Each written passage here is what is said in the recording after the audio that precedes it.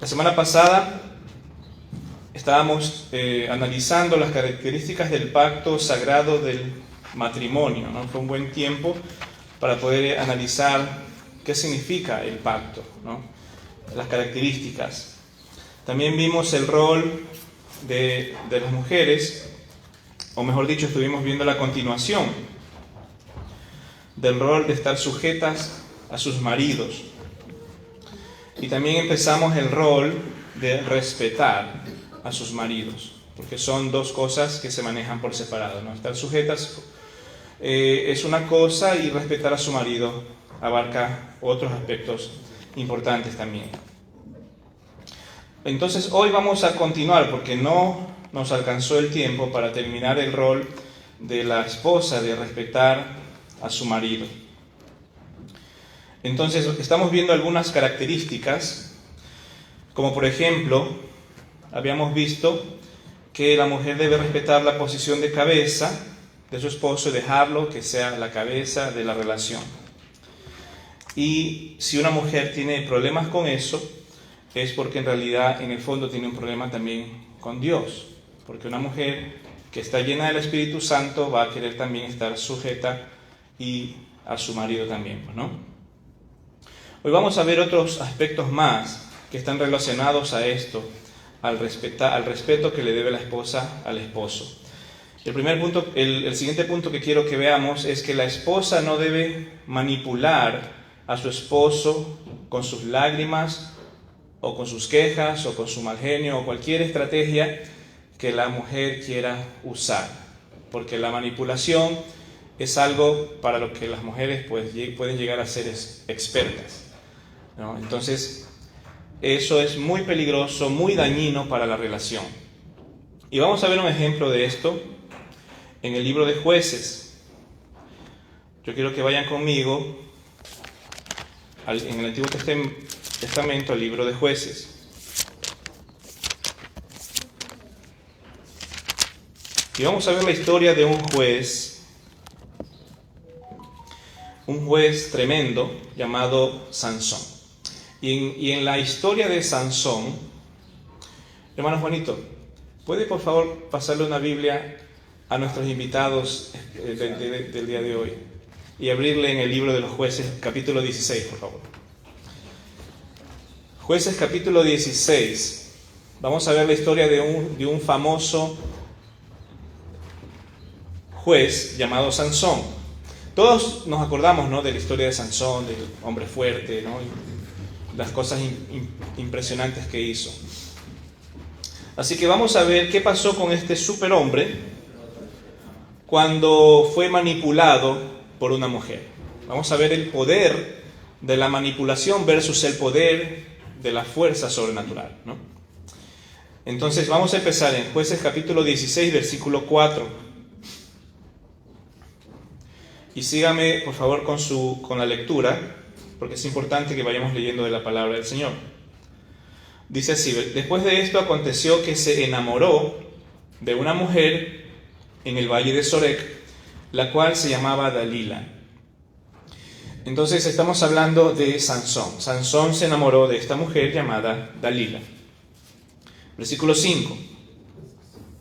Y vinieron a ella los príncipes de los filisteos y le dijeron: engáñale e infórmate en qué consiste su fuerza y cómo le podríamos vencer, para que lo atemos y lo dominemos, y cada uno de nosotros te dará 1,100 siclos de plata.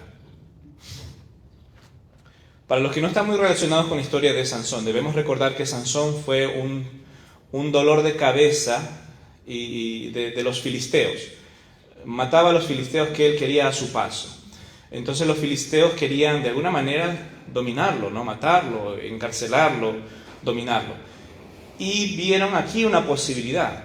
Cuando se enteraron que este hombre estaba enamorado de Dalila, entonces le propusieron, la sobornaron: si tú te enteras cómo es que este hombre es tan fuerte, te vamos a dar mucho dinero.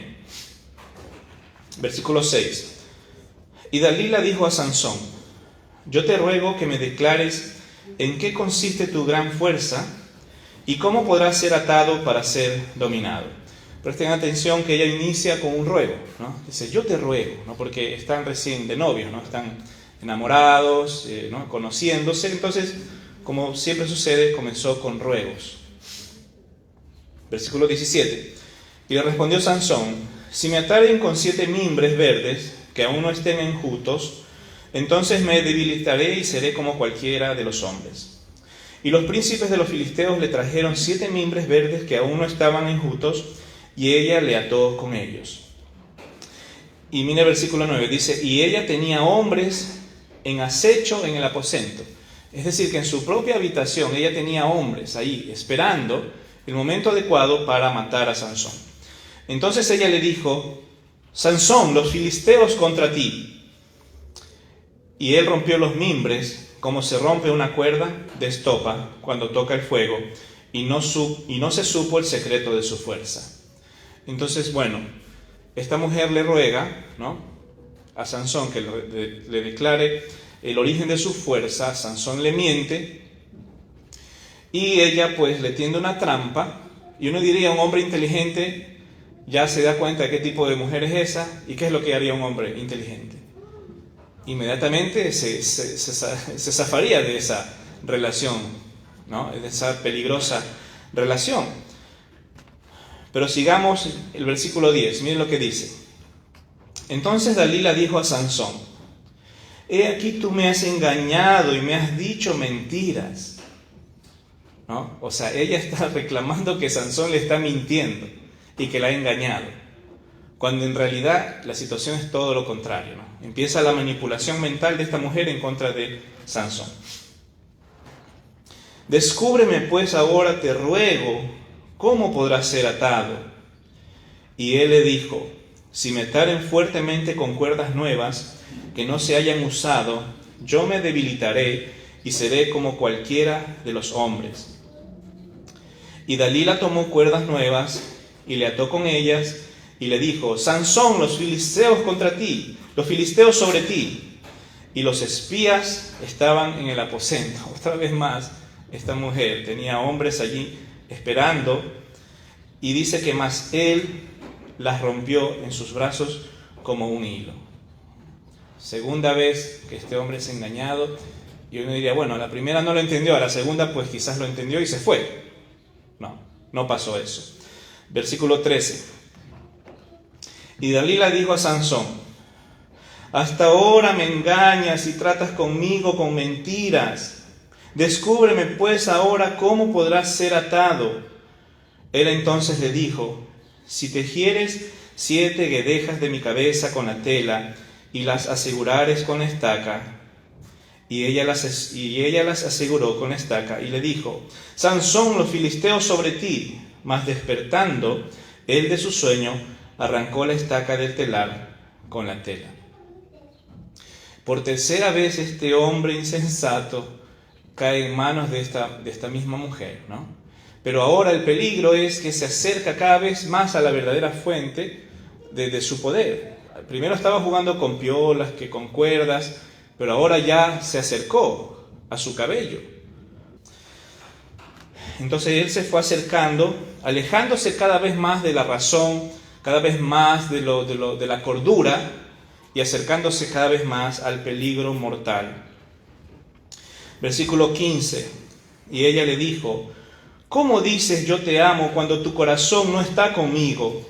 Ya me has engañado 3 veces y no me has descubierto aún en qué consiste tu gran fuerza. Qué cinismo de esta mujer, ¿no? Manipulándolo. ¿Cómo dices que me amas? Y como siempre ocurre, ¿no? Cuando una mujer o un hombre quiere manipular a su contraparte, empiezan a usar la palabra amor. ¿Cómo dices que me amas? Tú no me amas.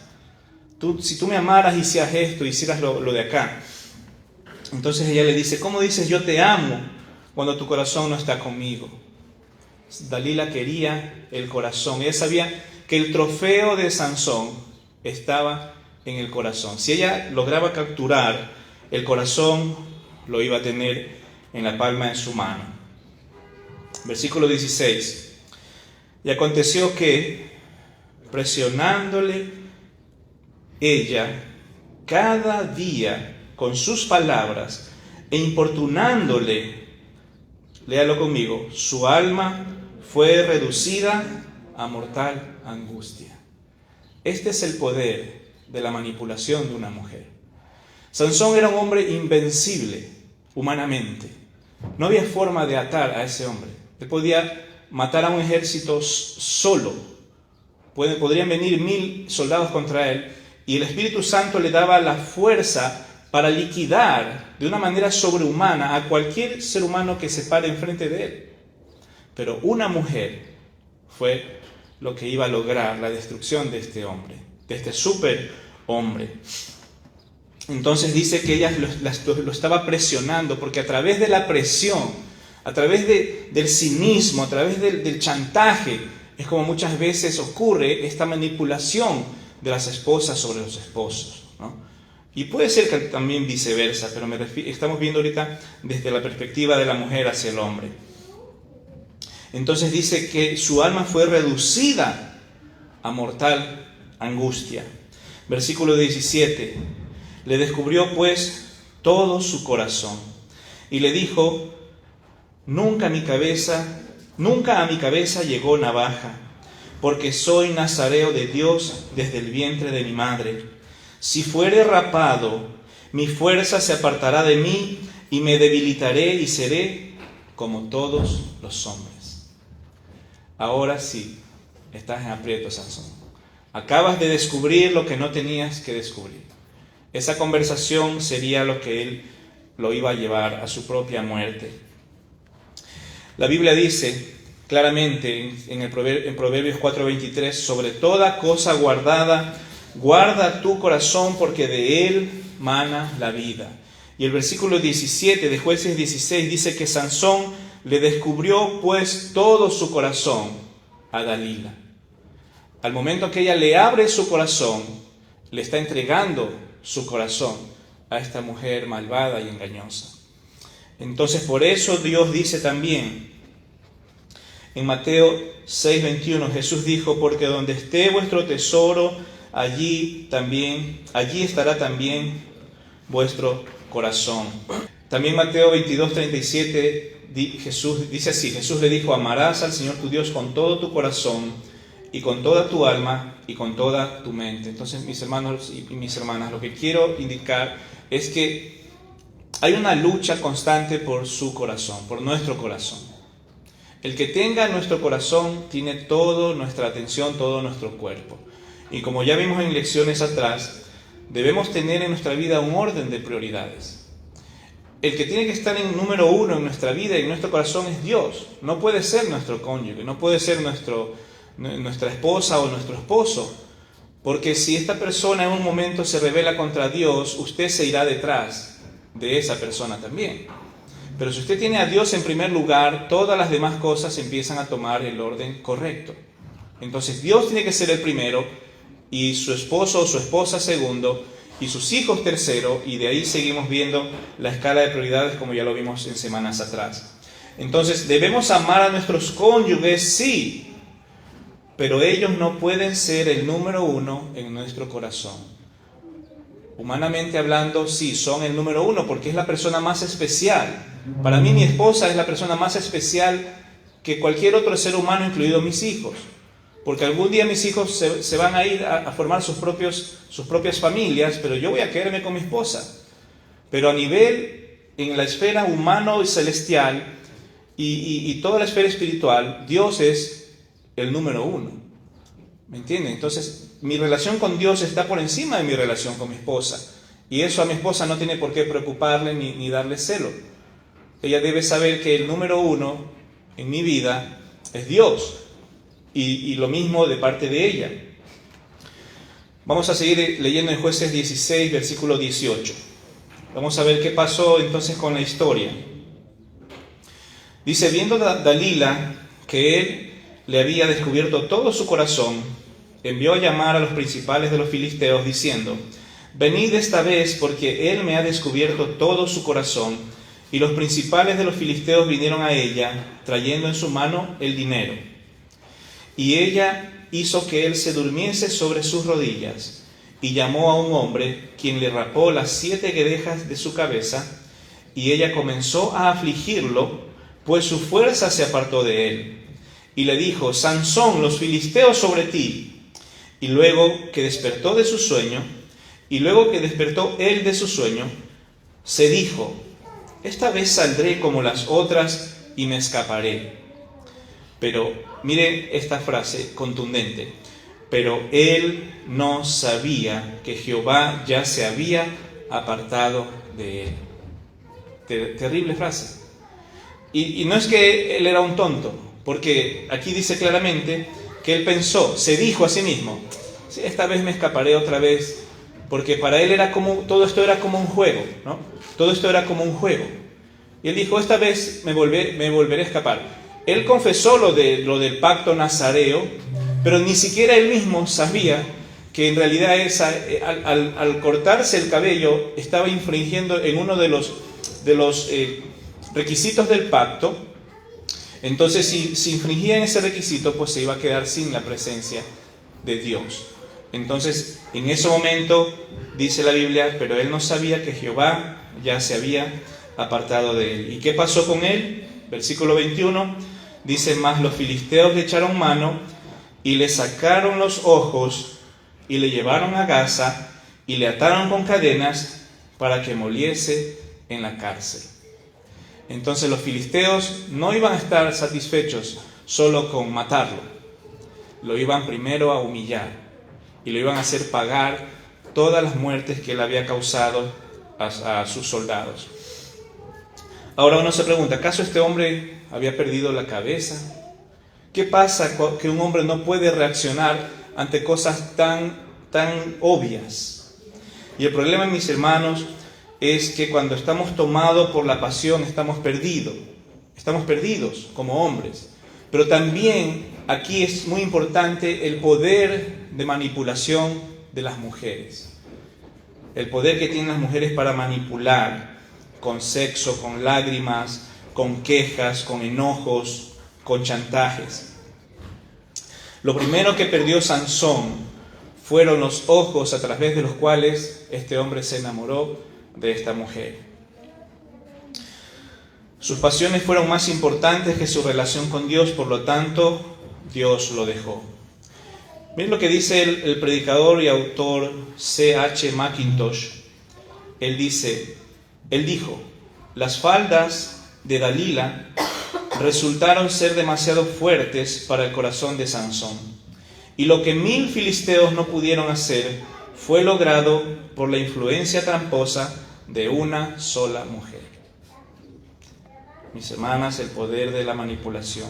Proverbios 5, 22 y 23 dice: prenderán al impío sus propias iniquidades, y retenido será con las cuerdas de su pecado. Él morirá por falta de corrección, y errará por lo inmenso de su locura. Así es el pecado en nuestras vidas, ¿no? Aquí se describe exactamente lo que le pasó a Sansón. Dice que fue retenido con las cuerdas de su pecado. Pero para hablar un poquito más sobre este tema de la manipulación, les voy a compartir lo que dice un libro.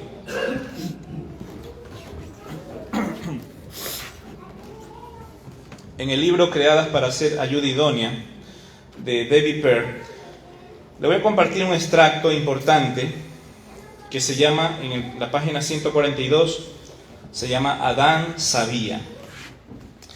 Dice así: Dios había instruido a Adán y Adán había instruido a Eva. Adán había entendido claramente que la promesa de Satanás respecto a la iluminación espiritual era una mentira diabólica contra Dios. La armadura natural que Dios le había dado a Adán le daba suficiente entendimiento para dudar del diablo y resistir sus mentiras. Pero la armadura de Adán tenía un pequeño punto débil. Él no era gobernado por sus sentimientos, excepto en lo que concernía a su mujer. El alma de Adán estaba expuesta y vulnerable ante la mujer a quien amaba. Él quería que ella fuera feliz, aun cuando eso significara desobedecer a Dios e ir contra su entendimiento natural de la verdad. Estaba dispuesto a dejar a un lado la razón por su mujer. La influencia de Eva sobre Adán cambió el rumbo de la historia. Muy parecido a lo que acabamos de ver con Sansón y Dalila, ¿no? Sigo con la lectura. Dice, debemos estar conscientes del poder que las mujeres ejercemos para seducir a nuestros maridos, de manera que nos sigan hacia la indiferencia frente a las palabras claras y objetivas de Dios, escribe la hermana Debbie Pearl. Adán, el primer hombre, Sansón, el hombre más fuerte, Salomón, el hombre más sabio, y hasta David, el hombre descrito como conforme al corazón de Dios, todos fueron derribados por las mujeres a quienes amaron. Cuando un hombre ama a una mujer y desea hacerla feliz, suele ceder en asuntos espirituales debido al afecto que siente por ella en su corazón. Tu marido pudiera hacer a un lado la razón y el buen juicio si lo presionas y le haces sentir tu inconformidad e insatisfacción. En el corazón del hombre, el lugar que ocupa la mujer lo conducirá a grande fortaleza o a gran debilidad, dependiendo de la mujer y del hombre. Allí es donde los hombres escalan altos niveles de gloria con su mujer o son arrastrados a la vergüenza y a la humillación por ellas. O lo que sería peor todavía, resultan inútiles para Dios. Tremendo, ¿no? Tremendo, excelente descripción que hace la hermana Debbie Pearl con respecto a la capacidad que tiene la mujer para manipular y imponer hacer que el hombre obedezca a su esposa. Por eso estamos ahorita analizando, mis hermanos y mis hermanas, que la mujer no debe manipular a su esposo con sus quejas, con sus lágrimas, con sus chantajes, con sexo, con lo que sea. Eso es pecado, eso es algo muy malvado y puede destruir a su esposo. Dime. O sea que estás diciendo que esto es innato en la mujer. No puedo decir que es algo innato, pero es algo que lo puede hacer el hombre o la mujer. Pero más se ve en la mujer, en la forma en que ella, como la mujer no es la que manda, no es la que está orientada a dominar la relación, pues muchas de las veces logra que se hagan las cosas a través de la manipulación. Porque como ella no es la cabeza, no puede dar una orden, y dar la última palabra, pero sí está detrás del telón, en la alcoba, manipulando al esposo, hablándole, quejándose, llorando, presionando, haciendo cosas o dejando de hacer cosas, como por ejemplo cumplir el deber conyugal. Muchas mujeres manipulan a sus esposos con esa cuestión, cuando quieren algo, pues los atienden de mil maravillas, pero también cuando no quieren o lo quieren castigar, también lo tienen en cuarentena al pobre. Entonces así pasa. O sea, la mujer usa eso como una herramienta para lograr sus cometidos. El hombre no, porque el hombre tiene la responsabilidad directa de tomar decisiones. Entonces la mujer, cuando quiere guiar las decisiones del marido, muchas veces cae en el pecado de la manipulación, A eso es lo que nos referimos. Ahora, mis hermanos, voy a hacer un paréntesis aquí para hablarle a los hombres, dándoles un consejo que viene de parte de Dios. Proverbios 6, 20 al 26. Abran por favor sus Biblias. En Proverbios 6, 20 al 26. Dice aquí el Señor: guarda, hijo mío, el mandamiento de tu padre y no dejes la enseñanza de tu madre. Átalos siempre en tu corazón, enlázalos a tu cuello. Te guiarán cuando andes, cuando duermas te guardarán. Hablarán contigo cuando despiertes. Porque el mandamiento es lámpara y la enseñanza es luz, y camino de vida las reprensiones que te instruyen. Versículo 24. Para que te guarden de la mala mujer, de la blandura de la lengua de la mujer extraña. No codicies su hermosura en tu corazón, ni ella te prenda con sus ojos, porque a causa de la mujer ramera, el hombre es reducido a un bocado de pan, y la mujer caza la preciosa alma del varón. Hermanos, mucho ojo con estos consejos de la palabra del Señor. El Señor dice que con respecto a su palabra debemos guardarla, no debemos dejarla, debemos atarla en nuestro corazón, enlazarla en nuestro cuello, porque nos van a guiar, nos va a guardar. Es lámpara, es luz y es vida, la palabra del Señor en nuestras vidas, mis hermanos. Y si nos llenamos de la palabra de Dios, seremos librados de este tipo de manipulaciones. Porque dice que el hombre puede ser reducido a un bocado de pan. Así como cuando decimos, ¿no? Eso es pan comido. Bueno, eso es lo que dice una mujer que sabe el poder que tiene para manipular a un hombre. Los hombres son pan comido. Déjamelo a mí, vas a ver cómo le hago cambiar de opinión en un ratito, ¿no? El hombre es reducido a un bocado de pan y la mujer caza la preciosa alma del varón. Tengamos mucho cuidado, mis hermanos. Y usted puede evitar ser manipulado si se llena de la palabra del Señor. Es la única herramienta eficaz en contra de este tipo de manipulaciones, mis hermanos. ¿Ok? Ese es un breve paréntesis que quería hacer para los caballeros. Sigamos. Otro de los aspectos que debemos destacar para poder seguir hablando del respeto que la esposa le debe a su marido, a su esposo, es que la esposa debe evitar ser rencillosa.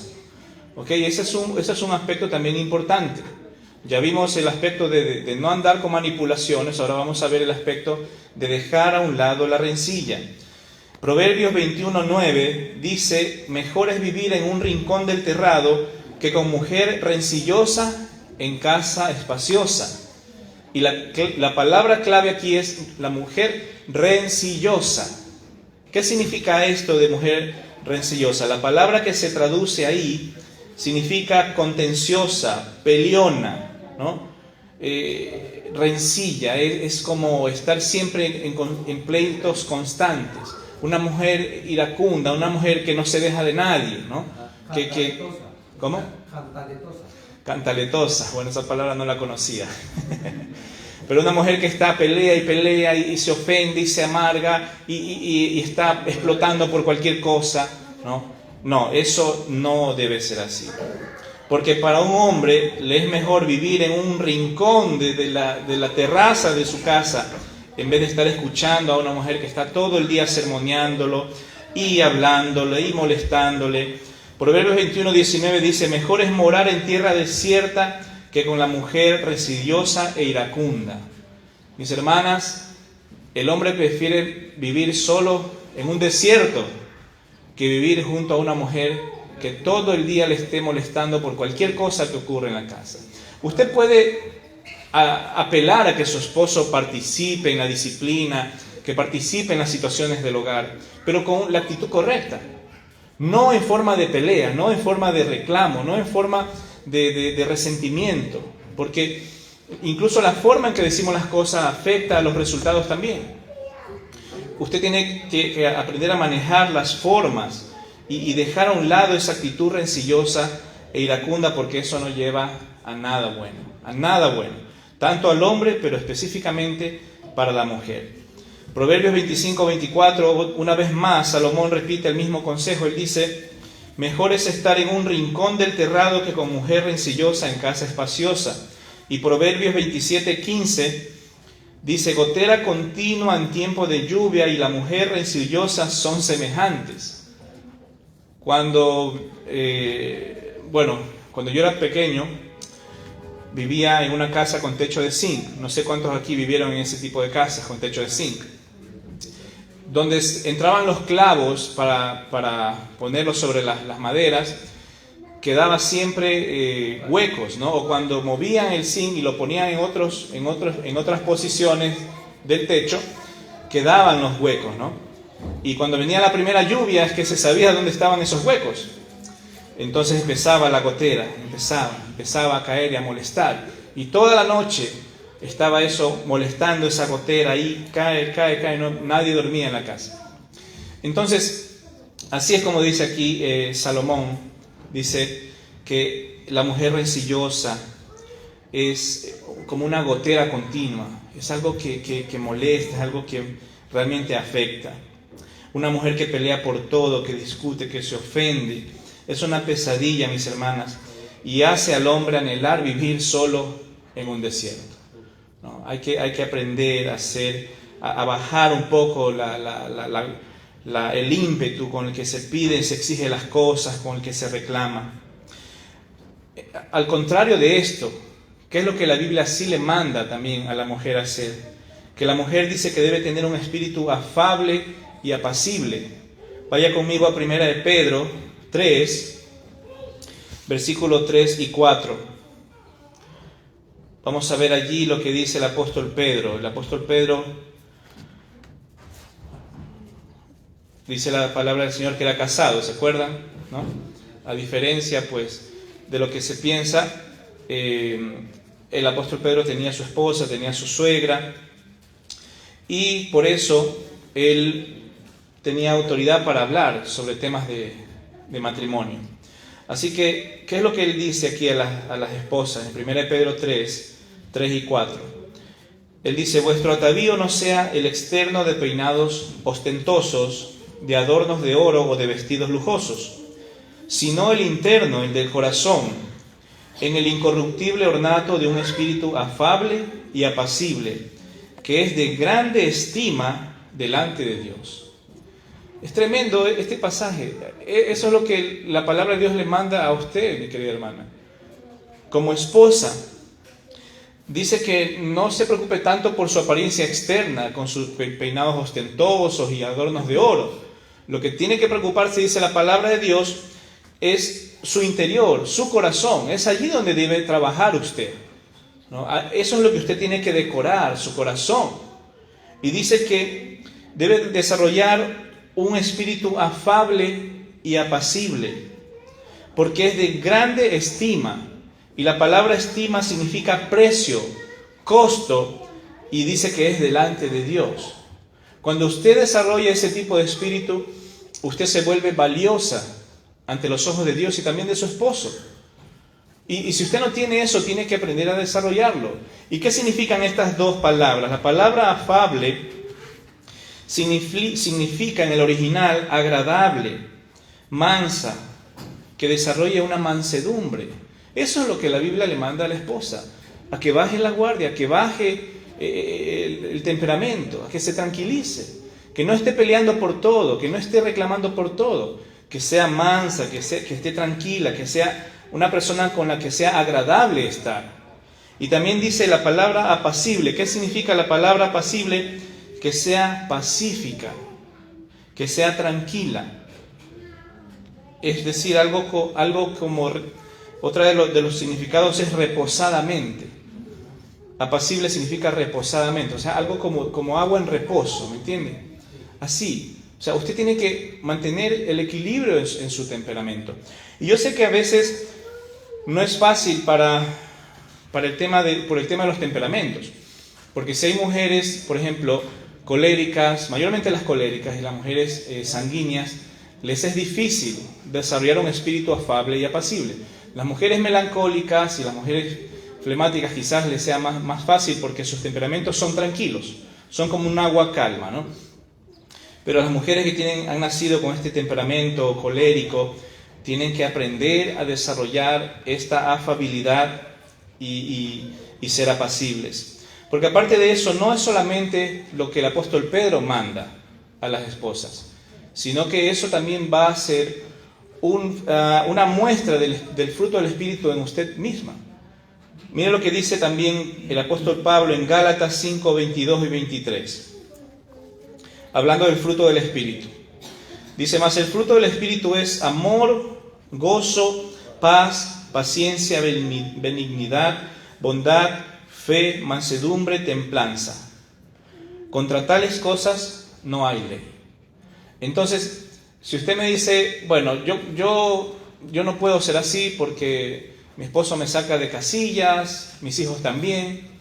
Bueno, esto no es un mandato que a usted se le manda solo por ser esposa. Esto es algo que tiene que ver con su vida de creyente. Es el fruto del Espíritu que usted tiene que mostrar. Y también al hombre también le es dado este mandato. El fruto del Espíritu tiene que ser evidente. Y si usted se da cuenta, ¿qué es lo que dice del fruto del Espíritu? Que es amor, ¿no? Que es gozo. Pero en su hogar a veces lo último que hay es gozo, ¿no? lo último que se escuchan ahí son risas, sino solamente gritos y quejas y molestias, ¿no? Pero el gozo no habita a veces en nuestros hogares. Pero el fruto del Espíritu es gozo. Y no quiere decir que yo voy a andar riéndome todo el día, pero tengo gozo de vivir la vida, ¿me entienden? O sea, la vida es un gozo. Y para que usted pueda disfrutar de la vida, tiene que bajar la intensidad de sus discusiones, tiene que bajar la intensidad de sus reclamos, para poder mantener el agua calma, ¿me entienden? Nadie quiere vivir en una constante pelea, lucha, en un tira y jala, porque yo tengo la razón, tú no la tienes. Hay que dejar, mis queridas hermanas, esas peleas a un lado. ¿Qué más dice que es el fruto del Espíritu? Es paz. Obviamente, paz. Si vamos a andar peleando, estamos haciendo lo contrario a lo que debe ser el fruto del Espíritu, ¿no? Luego habla de la paciencia. ¿Cuán rápido usted pierde su paciencia? ¿No? Depende, dice la hermana, ¿no? Tenemos que la Biblia dice que debemos desarrollar longanimidad. Longanimidad, es decir, un ánimo extenso, que no sea afectado fácilmente. La bondad, tenemos que ser bondadosos entre esposos. La fe, la mansedumbre, una vez más la mansedumbre se destaca aquí. La templanza, ¿qué es la templanza? Dominio propio.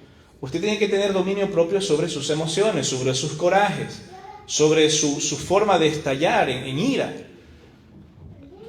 Yo sé que a veces hemos llegado al matrimonio con esos conceptos equivocados, de que hay que imponerse, la ley del más fuerte. El que grita más fuerte es el que va a ganar esta discusión. No, así no se manejan las cosas como cristianos. Decía una persona que escribía en un libro, que cuando dos esposos, ¿no?, el marido y mujer, se gritan, es porque sus corazones están tan lejos que no son capaces de escucharse pacíficamente el uno al otro. Entonces solamente a través de los gritos es como que tratan de escucharse el uno al otro. Mis hermanos, cuando usted grita es porque su corazón está lejos. Si usted tiene a la persona al lado suyo, no tiene por qué gritar. Gritar en una discusión es una pésima actitud. No colabora en nada, en resolver nada. Usted no va a resolver nada a gritos. Si usted tiene hijos, si usted le grita, no está enseñándoles a ellos nada bueno. Al hijo hay que retarlo, hay que castigarlo con un tono sereno. Porque si no, él va a ver que nosotros no tenemos dominio sobre nuestras propias emociones. Y verá que lo que estamos haciendo es castigarlos con ira. Porque nos han fastidiado, porque nos han molestado. Entonces, mis hermanos, en un hogar no hace falta la gritería, los insultos, el lastimarse emocionalmente el uno al otro. Eso no puede existir en un hogar cristiano. Jamás se le pase por la cabeza a usted insultar, maldecir, gritar a su cónyuge, mucho menos alzarle la mano. Como yo les he compartido, yo crecí en un hogar disfuncional donde había todo este tipo de desastres. Pero hoy que yo ya tengo mi propia esposa, mis hijos, yo no hallo razón para hacer ese tipo de cosas. No hay razón. Si usted es una persona pensante, coherente, se da cuenta que usted no logra nada con los gritos, con los empujones, mucho menos con los golpes, con las maldiciones, los insultos. No se puede. No es necesario eso, mis hermanos. Entonces, mis hermanas, tenemos que entender. El matrimonio no es un ring. El matrimonio es algo muy especial, a donde debemos llevarlo a que sea un pedacito de cielo aquí en la tierra. No un pedacito del infierno aquí en la tierra, ¿no? Un pedacito de cielo, un refugio. Yo sé, usted puede decir que la menstruación, que la menopausia, que los hijos, que la monotonía, que la falta de romance, sí, todas esas cosas yo le doy la razón, son sus luchas. Usted tiene sus luchas en su casa, su marido tiene sus propias luchas en la calle, ¿no? Pero si nos amamos el uno al otro, vamos a hacer a un lado esas luchas y vamos a tratar de enfocarnos en cómo ayudarnos el uno al otro a transformar a nuestro hogar en un refugio de todas esas situaciones, ¿entiende? Por eso el esposo, cuando llega a la casa, lo primero que debe hacer es ponerse a las órdenes de su esposa. Ok, amor, ya estoy aquí. ¿Qué necesitas que haga? ¿Algo está pendiente? ¿Quieres que te ayude con algo? Sí, baña a los niños, vístelos, mándalos a dormir, anda, compra esto que hace falta, ¿no? Pero usted llega y se echa en el mueble a ver televisión y la mujer nunca termina sus tareas y usted ya está bien sentado viendo la televisión. Obviamente cualquier mujer se va a enojar contra una actitud. Tráeme una fría de la... Así es, tráeme un jugo o algo, ¿no? Entonces tenemos que poner de nuestra parte, tanto marido como mujer, para hacer de nuestro hogar algo agradable, ¿me entiende? Algo donde valga la pena vivir, donde uno quiera regresar. Muchas veces el hogar se vuelve el lugar donde uno menos quiere volver. Y muchas veces las horas que estamos haciendo overtime en nuestros trabajos, ni siquiera nos las pagan. Estamos ahí de gratis, con tal de no regresar a un hogar donde sé que mi mujer me va a atacar la oreja con sus reclamos, con su mal genio, con toda esa situación que estamos describiendo ahora. Entonces, mis hermanas y mis hermanos, debemos colaborar el uno al otro, ver cómo puedo yo mejorar las cosas que yo sé que le molestan a mi esposa. Yo puedo hacer algo para que ella deje de luchar con esas cosas. Yo sé que a mi esposa, ella cuando yo llego a la casa, ella quiere que yo me encargue de los niños. Si hay que, no sé, darles de comer o hacer las tareas o mandarlos a dormir, vestirlos. Entonces yo lo primero que hago es disipar esas tareas pendientes para después tener un tiempo de paz el uno con el otro, ¿me entienden? Pero es una colaboración, una participación mutua. Y así mismo, ¿no? Ya mi esposa sabe que si yo paso por esa puerta y lo primero que ella hace, empezar a bombardearme con malas noticias y quejas, y ella sabe que yo ya, en ese momento ya me cambió el ánimo totalmente. Entonces ella lo que hace ahora es que me las va lanzando de a poco, ¿no? Una apenas llego, la otra me la lanza después de 1 hora, la otra después de 2 horas. No se la pone en cada pote de la casa. Así como para irlas descubriendo poco a poco. Pero, ¿me entienden? O sea, nos conocemos, tenemos que aprender a conocernos, tenemos que aprender a modelarnos, a moldearnos el uno al otro, porque no se trata de llegar y cambiar a la otra persona, sino de hacer nuestra participación lo mejor posible para que la relación sea agradable, ¿me entienden? O sea, que sea bonito volver a la casa. Y a pesar de que tenemos problemas como seres humanos que resolver, que esos problemas no nos separen, sino que el hecho de resolverlos juntos terminen uniéndonos más. Que trabajemos como equipo por el bien y la felicidad del hogar, mis hermanos. Amén. Esa es la meta que tenemos que buscar, mis queridos hermanos y hermanas. Vamos a seguir. Otra cosa importante que debe saber la esposa es que la esposa no debe menoscabar la imagen y la autoridad de su esposo delante de sus hijos.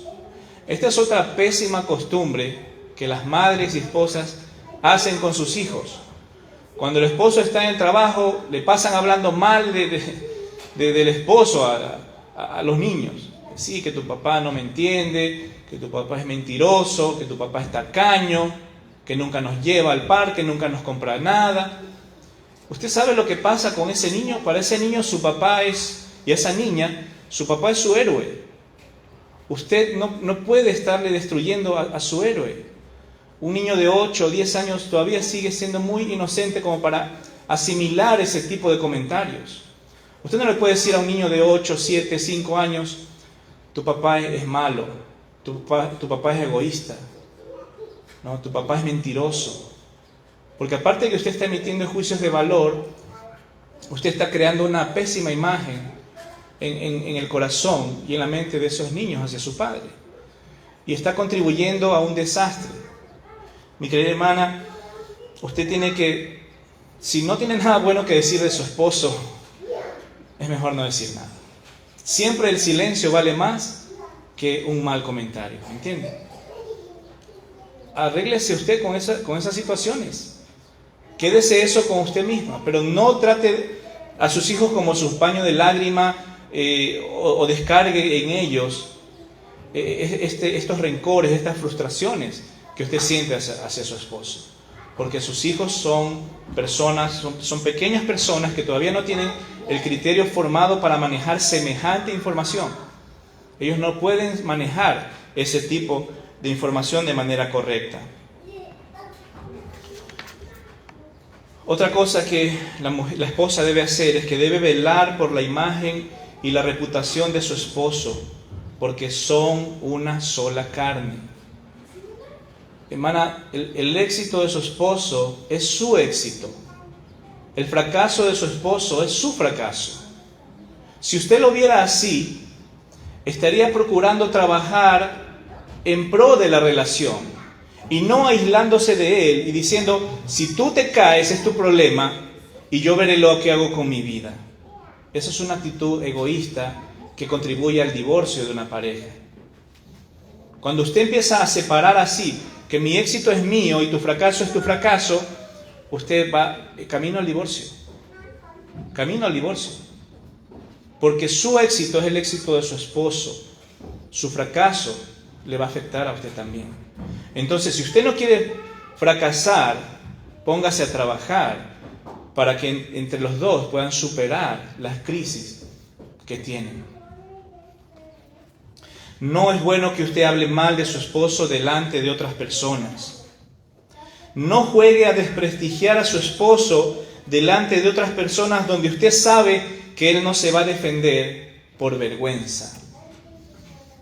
¿No? Por ejemplo, usted tiene visitas en su casa y como usted está enojada con él, empieza con el jueguito de echarles las sátiras, ¿no? y la ironía, ¿no? El sarcasmo, para que ese hombre quede en ridículo delante de las visitas. Hay mujeres que juegan a ese jueguito malvado, ¿no? Hermanas, no haga eso. No trate de humillar a su esposo delante de otras personas, porque usted sabe que su esposo por vergüenza no va a decir nada, pero las visitas saben exactamente lo que está pasando, porque son otros adultos igual que usted. No se van a comer ese cuento de que es solamente un jueguito inocente. Es la forma en la que usted lo está castigando a él por no haber hecho o haber hecho algo que usted no quiso. El daño que usted procura para su esposo, escuche mi querida hermana, el daño que usted procura para su esposo se regresa a usted misma, porque los dos son una sola carne. El bien que usted procura para su esposo será el bien suyo, pero el mal que usted procura para su esposo también va a regresar a donde usted. Mire lo que dice Efesios 5, 28 y 29. Dice el apóstol Pablo, así también los maridos deben amar a sus mujeres como a sus mismos cuerpos. El que ama a su mujer, a sí mismo se ama, porque nadie aborreció jamás a su propia carne, sino que la sustenta y la cuida, como también Cristo a la iglesia. Y aunque este pasaje está enfocado a los hombres, también es un principio válido para las mujeres. Usted debe amar a su esposo como a su propio cuerpo. Y entender que usted a su propio cuerpo usted no lo lastima, sino que usted lo cuida y lo sustenta, ¿no? ¿Por qué? Porque usted se ama a sí misma. Entonces ame con ese mismo amor a su propio esposo. La esposa o el esposo que procede con maldad en contra de su cónyuge va a cosechar lo mismo o más de lo que sembró. Proverbios 11:29 dice, el que turba su casa hereda viento. Recuerde esta frase, mis hermanos. El que turba, el que destruye, el que provoca mal a su propia casa, hereda viento.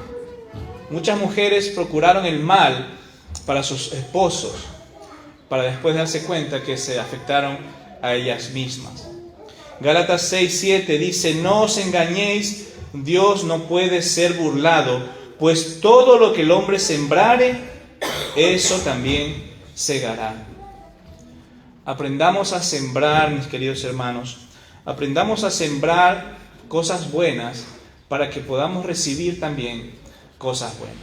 Si usted está sembrando quejas, fastidio, insultos, desprecio, ironía, ¿qué cree que va a salir de ese árbol? Belleza, hermosura, felicidad. No, le va a regresar porque es la ley de la siembra y la cosecha está puesta por Dios. No solamente en el aspecto vegetal, sino en todo aspecto, moral, espiritual. Eso siempre sucederá. Así es. Entonces, mis hermanos, tengamos cuidado. Si la esposa no respeta a su esposo, no está respetando a Dios. Mis queridas hermanas, tengamos eso bien claro en nuestras mentes. Es sencillo, es sencillo. El Señor le dice que esté sujeta a su esposo. El Señor le pide que respete a su esposo porque Él puso un marco de autoridad en su hogar. Y donde el esposo se le ha dado la responsabilidad, no el privilegio, es una responsabilidad más que un privilegio, de ser cabeza. Y usted puede estar tranquila en ese papel de estar debajo de su esposo para ayudarlo como su ayuda idónea. Porque usted no es a la que se le va a pedir principalmente cuentas por el desarrollo emocional y espiritual de su hogar. Usted no tiene ese gran peso que los hombres sí llevamos en nuestras espaldas.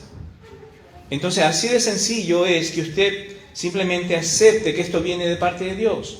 La Biblia dice claramente que toda autoridad ha sido establecida por Dios, y dice Romanos 13:2, de modo que quien se opone a la autoridad, a lo establecido por Dios resiste, y los que resisten acarrean condenación para sí mismos.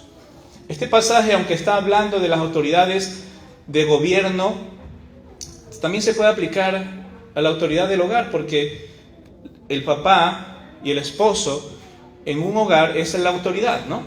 Estamos de acuerdo con eso, ¿no? Entonces, ¿qué dice la Biblia? Que el que se opone a la autoridad que ha sido establecida por Dios, a lo establecido por Dios resiste. Usted no solamente se está rebelando contra su esposo cuando usted dice no y empieza a hacer lo que usted quiere.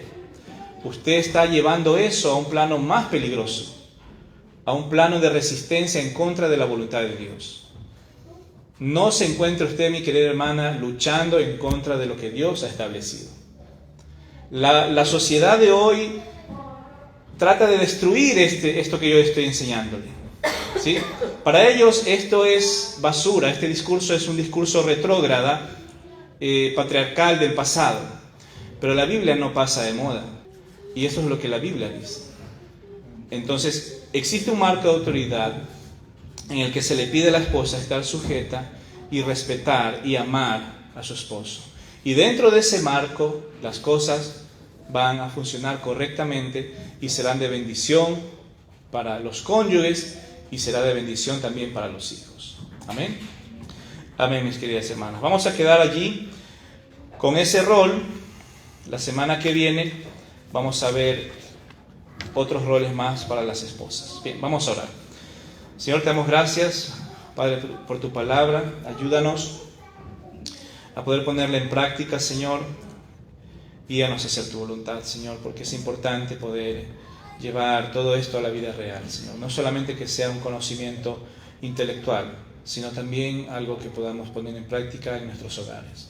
Te lo rogamos en el nombre de tu amado Hijo Jesús. Amén.